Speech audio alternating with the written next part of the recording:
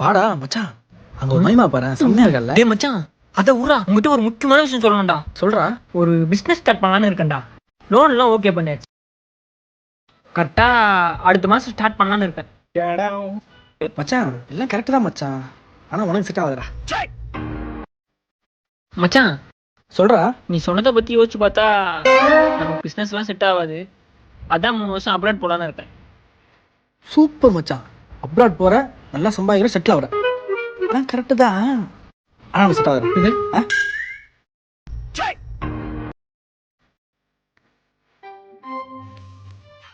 நம்மகிட்ட சொல்லாம வேணாமா? சரி சொல்லுவோம். மச்சான் சொல்லு மச்சான். முடிவு பண்ணிட்டேன்டா. என்னதுடா? சீக்கிரமா கல்யாணத்தை பண்ணி வீட்டோட மாப்பிள்ளைய செட்டில் ஆக போறேன்டா. மச்சான் சூப்பர் ஐடியா மச்சான், இப்போதான் கரெக்டாக பேசியிருக்க, எல்லாம் கரெக்டு தான், ஆனால் அவங்க செட் ஆகுறா. செட் ஆகாது. எதுவுமே எனக்கு செட் ஆகுதுன்னா பேசாம நான் செத்துருவாடா.